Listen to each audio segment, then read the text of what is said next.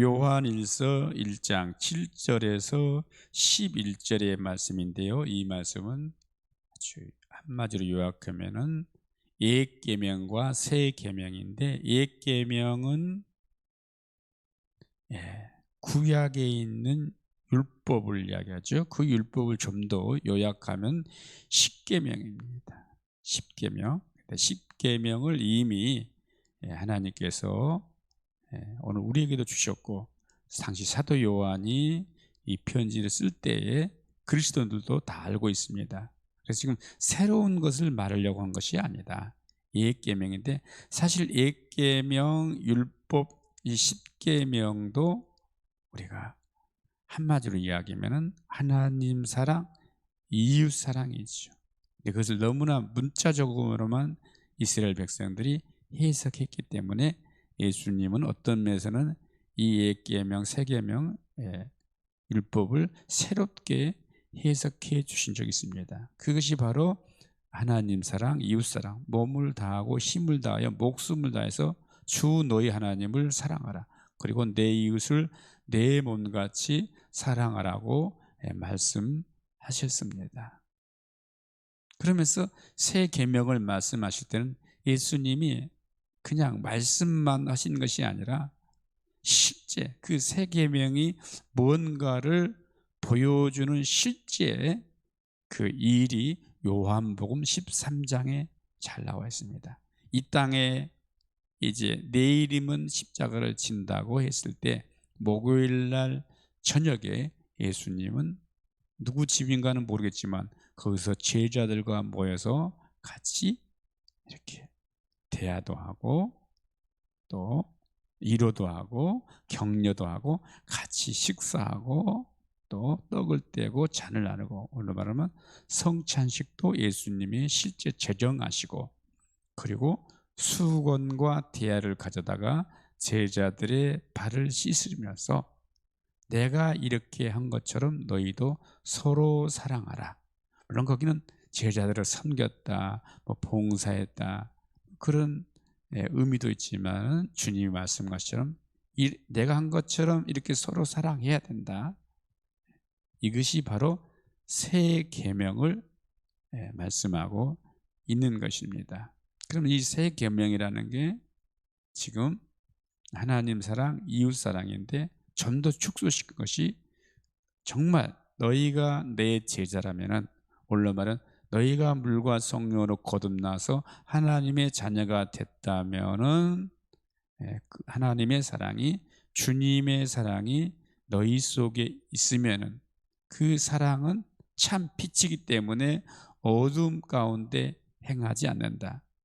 이 참 빛, 하나님의 사랑이 없으면은 어둡기 때문에 우리가 어떤 삶을 살아가는데 때로는 어떤 뭔 일을 결정해야 되고 판단하고 분별하기 때문에 이런 것들이 흐려집니다. 물론 영적인 것은 두말할 것도 없고, 그래서 그리스도의 사랑이 우리 가운데 충만히 부어지기를 사도 바울은 에베소서 교회에게 간절히 부탁했어요. 너희들의 속 사람이 성령의 능력으로 강건해지기를 원하면서, 그리고 그리스도의 사랑의 그 넓이, 깊이, 길이, 이런 것들을 충만하게 깊이 알아가기를 원한다.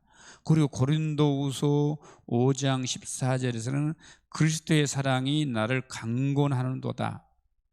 다시 말하면 그 예수님의 사랑이 자기 심령속에 막 물밀듯이 파도처럼 막 밀려온다 이거죠. 그러니까 막 걷잡을 수가 없는 거예요. 너무 감격하고 벅차고, 뭐 좀 세속적인 표현으로 미치겠네. 뭘 미쳐? 나 주님의 사랑이 내 가슴속에 막 밀려오는데 내가 견딜 수가 없어. 그래서 어떻게 해야 돼? 이 사랑을 전하는 게 복음을 전한 것이죠. 사도 바울은 진짜 복음에, 예수에 미친 사람입니다. 어떤 사람은 네가 그렇게 공부를 많이 해가지고 지금 제정신이 아니구만. 아닙니다. 나는 제정신이고 나는 예수에 미친 사람입니다. 뭔가 확 빠져버린 게 우리가 미쳤다고 그러잖아. 예수에 미친 사람. 그래서 그 사도 바울이 자기가 경험한 게 무척 많아요. 체험한 게 많아요. 오늘로 말하면 은사 체험, 뭐 삼층점, 뭐 하늘나라도 보고 온 사람입니다. 사도 바울이 걸어갈 때 그 그림자만 밟아도, 옷자락만 잡아도 병이 치유되기도 했어요. 엄청나게 많죠.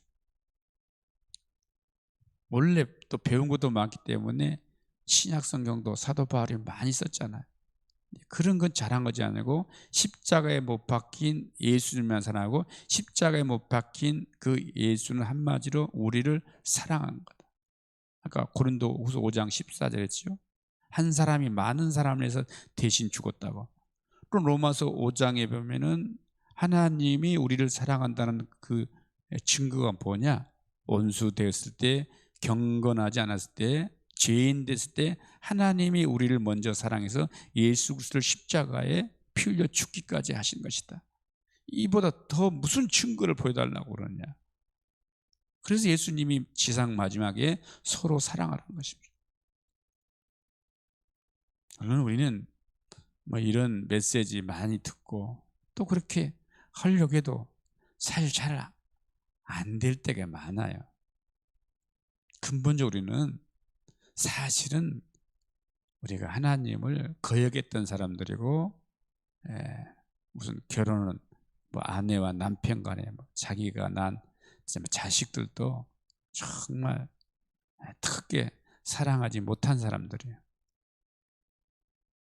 그게 또 우리 힘으로 되는 게 아니고 성령님의 힘 주시고 사랑할 수 있는 능력을 주셔가지고 우리가 하는 것이지.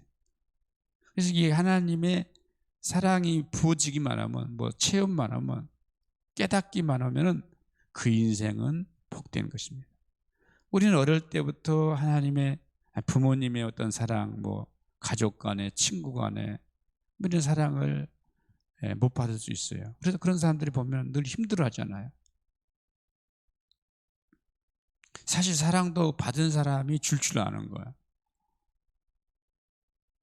근데 이 영적으로 하나님의 사랑이 부어지지 않으면은 어떤 판단이나 분별력이 흐려져요. 다시 말하면 하나님의 사랑은 오늘 본문의 말씀에 그하면은 참 빛이라 이거예요. 빛이 없기 때문에 어둠 가운데 행할 수밖에 없습니다. 그러나 빛이 마음속에 있지만 어떤 과학적으로 어떤 것들이 증거가 안 돼도 우리가 이것이 하나님이 기뻐하시고 원하시는 길이라고 그 길을 걸어갈 수 있습니다. 특별히 그래서 오늘 본문에 보면은 11절 마지막 절을 보면은 그의 형제를 미워하는 자는 어둠에 있고 또 어둠에 행하며 갈 곳을 알지 못하는 이는 그 어둠이 그의 눈을 멀게 하였음이라. 사람을 미워하면 이렇게 어둠 가운데 있는 거나 마찬가지. 그래서 모든 것들이 판단력이 흐려지는 것입니다. 자, 오늘 또 주님의 사랑이 여러분 가운데 충만하기를 축복합니다. 오늘 본문 말씀 한 번만 쭉 읽고 마치시죠. 요한일서 4장 7절에서 11절 사랑하는 자들아 내가 새 계명을 너희에게 쓰는 것이 아니라 너희가 처음부터 가진 옛 계명이니 이 옛 계명은 너희가 들은 바 말씀 이거니와 다시 내가 너희에게 새 계명을 쓰노니 그에게와 너희에게도 참된 것이라 이는 어둠이 지나가고 참 빛이 벌써 비침이니라. 빛 가운데 있다 하면서 그 형제를 미워하는 자는 지금까지 어둠에 있는 자요 그의 형제를 사랑하는 자는 빛 가운데 거하며 자기 속에 거리낌이 없으나 그의 형제를 미워하는 자는 어둠에 있고 또 어둠에 행하며 갈 곳을 알지 못하나니 이는 그 어둠이 그의 눈을 멀게 하였습니다. 할렐루야. 오늘도 빛 가운데 걸어가시면서 축복의 하루가 되기를 소원합니다. 할렐루야. 감사합니다.